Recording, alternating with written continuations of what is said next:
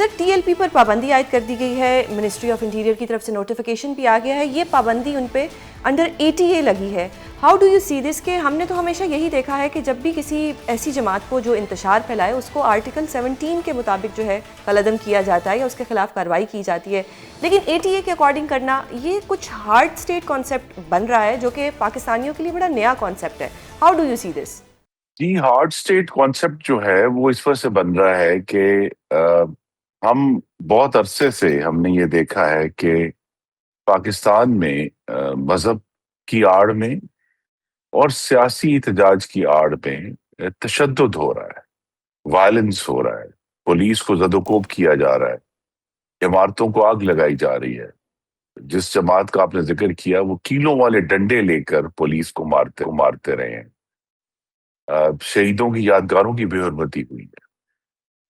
تو hard state کا concept simple یہ ہے کہ اگر آپ نے سیاست کرنی ہے اور جمہوریت کا حصہ بننا ہے پھر آپ کو قانون اور امن کے ساتھ اپنی بات کرنی ہوگی. درست. تو لہٰذا اس کا صرف یہ اطلاق ایک جماعت پر نہیں ہے، یہ سب کے لیے ایک سبق ہے اور سب کے لیے ایک اصل میں تو گائیڈ لائن ہے کہ آئندہ آنے والے دنوں میں جو بھی آپ نے بات کرنی ہے، سیاست کرنی ہے، احتجاج کرنے ہیں، مارچ کرنے یعنی ہیں، کہ سر یہ کہنا درست اگر ہوگا وہ کہ یہ پی ٹی قانون اور آئی کے آئین. لیے بھی ایک پیغام ہے کہ ان پہ بھی پابندی لگ سکتی ہے اگر وہ انتشار کا جی راستہ نہیں، یہ اپنائیں گے. سب جماعتوں کے لیے پیغام ہے کہ جس طرح 26 نومبر 2024 کو 5 رینجرز شہید ہوئے، ایک پولیس مین شہید ہوئے. کیا ہم یہ جو وردی والے ہمارے بھائی شہید ہوتے ہیں ان کا خون بے حق ہے؟ اس کو گرنے دیا جائے کہ جی ٹھیک ہے چونکہ سیاسی جماعت تھی تو لہٰذا کسی کی پروسیکیوشن نہیں ہوگی، احتجاج ہو رہا تھا جی اس میں کولیٹرل ڈیمیج ہو گیا. اس چیز سے ہم نکلنا چاہتے ہیں اور چاہتے یہ ہیں کہ ملک میں جو سیاست اور جمہوریت ہو اس کی پہلی چیز امن ہے. دوسرا یہ ہے کہ آپ نے آئین کا حوالہ دیا، اب آئین میں احتجاج کا حق تو ہے بالکل. انڈر فری سپیچ، لیکن آئین میں یہ حق بھی ہے ہر پاکستانی کا کہ اس کو بلا روک ٹوک، بلا پابندی اپنی زندگی گزارنے، کاروبار کرنے، روزگار کا کام کرنے کی، اپنے خاندان کے ساتھ رہنے کی اس کو آزادی ہے.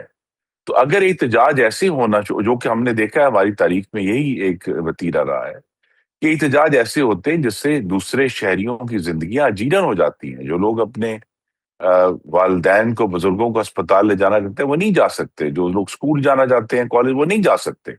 وہ حق بھی اتنا ہی فائق ہے آئین میں جتنا احتجاج کا حق ہے، اور حکومت نے تمام حقوق کا توازن پیدا کر کے چلنا ہے. تو اگر آپ کوئی بھی جماعت جو ہے وہ پرامن احتجاج کا راستہ اپناتی ہے اور اس طرح دوسرے شہریوں کی زندگیاں اجیرن نہیں کرتی تو وہ ضرور اپنا احتجاج بھی کریں، تنقید بھی کریں، جلسے بھی کریں. سر جس طرح ٹی ایل پی پہ 2021 میں بھی پابندی لگی تھی اس کے بعد ختم ہو گئی تھی، کیا پابندی سے کسی سیاسی جماعت کو ختم کیا جا سکتا ہے؟ جی نہیں، پابندی کا مقصد سیاسی جماعت کو ختم کرنا نہیں، سیاست میں سے تشدد کو ختم کرنا ہے. اگر اس جماعت کے کچھ لوگ جو ہیں اپنا پرچار امن سے کرنا چاہتے ہیں اور کسی اور نام سے کرنا چاہتے ہیں تو ضرور کریں. ایشو یہی ہے کہ ہمیں اب سیاست میں سے تشدد کو باہر نکالنا ہے کہ یہ جو ابھی کا واقعہ ہوا ہے، اس سے پہلے جو ہے 2024 میں 26 نومبر کو ہوا تھا، اس سے پہلے 9 مئی 2023 کو ہوا تھا، یہ واقعات اور بھی اس سے پہلے بھی ہوئے ہیں. اب 21ویں صدی کے پاکستان میں ہمیں اگر آگے بڑھنا ہے اور معاشی اور سیاسی استحکام کی جو ضرورت ہے پھر تشدد کی جگہ اب نہیں رہی. درست. سر ایک اور چیز جاننا چاہوں گی کہ بانی پی ٹی آئی کا جو ٹویٹر اکاؤنٹ ہے، ایکس اکاؤنٹ ہے، اس پہ پابندی لگانے کی باتیں کی جا رہی ہیں. ڈو یو تھنک کہ وہ اکاؤنٹ اتنا لیتھل ہے یا وہ ملک کے لیے اتنا خطرہ ہے کہ اس کو بند کر دیا جائے؟ جی یہ تو بالغ نظر وکلاء ہی ہمیں بتا سکتے ہیں، قانون دان بتا سکتے ہیں. ان کی جو تنقید ہے وہ ایشو نہیں ہے، لیکن اگر بعض جگہوں پہ ضرور اعتراض پیدا ہوتا ہے لیکن بند کرنا اس کی وجہ نہیں ہے. اعتراض میں ذاتی طور پہ بتا سکتا ہوں، مجھے بہت اعتراض ہوا جب انہوں نے پچھلے سال 1971 کے واقعات کو پکڑ کے اپنی سیاست کرنے کی کوشش کی کہ جی ملک ٹوٹ جائے گا اور ایسے ہو جائے گا. تو اگر وہ اس طرح کی جب کیمپین چلاتے ہیں، یا ہمارے جو لیڈران ہیں یا افواج پاکستان کے سربراہان ہیں، ان کے خاندانوں کے خلاف ذاتی کیمپین اگر چلائی جائے تو اس پر ضرور اعتراض ہے. لیکن جو پولیٹیکل سپیچ ہے، یا اگر وہ تنقید کرتے ہیں حکومت کے اوپر، تو وہ کوئی وجہ نہیں ہے. لیکن اور اگر حکومت کے پاس ویلڈ جو ہے لیگل ریزنز ہیں، تو بہرحال وہ کیس چل سکتا ہے ان کے اوپر. درست سر. ایک اور چیز جاننا چاہوں گی کہ ہمارے ملک میں ہمیشہ عدلیہ کی بالادستی کی بات کی گئی ہے، عدلیہ کی بالادستی ہے اس ملک میں، لیکن جب سی ایم کے پی ہائی کورٹ کا آرڈر لے کے جاتے ہیں اڈیالہ جیل خان صاحب سے ملاقات کرنے کے لیے، تو ایک ایس ایچ او ان کی ملاقات نہیں ہونے دیتا، ان کو ناکے پہ روک لیا جاتا ہے. ہاؤ ڈو یو سی دس کہ وہ ایک کورٹ کا آرڈر لے کے جا رہے ہیں، ایک ہائی کورٹ کے جج کا آرڈر لے کے جا رہے ہیں، اس کی اس طرح سے تذلیل کی جاتی ہے، انہیں ملنے نہیں دیا جاتا؟ بہت ادب سے عرض کروں گا، بالادستی قانون کی ہے، عدلیہ کی نہیں ہے. چلے سر، قانون قانون کی بلکہ آئین بالادستی سب ہے. سے بالادست ہے.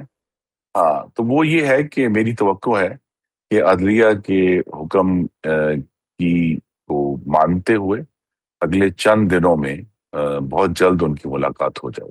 تو یعنی کہ پی ٹی آئی والے اب پر امید ہو جائیں کہ ان کی ملاقات ہو جائے گی، سی ایم صاحب کی خان صاحب کے ساتھ ملاقات ہو جائے گی، آپ جی، ہمیں خبر دے رہے ہیں؟ مجھے نہیں، مجھے خبر میرے پاس کوئی چونکہ اندرونی حکومتی ذرائع نہیں ہے پنجاب حکومت میں، لیکن میری یہ توقع ہے کہ یہ جو ایک پروسیجرل ایشو ہے، ان کو ملاقات کرنے دی جائے. اس سے پہلے بھی ہزاروں لوگ بانی چیئرمین سے مل چکے ہیں، ان کے وکلاء ملتے ہیں، خاندان ملتا ہے، ان کے سیاسی کارکن اور پارٹی کے لیڈران جو ہیں، اب غالباً وہ ہزاروں میں تعداد چلے گی جو لوگ انہیں مل چکے ہیں.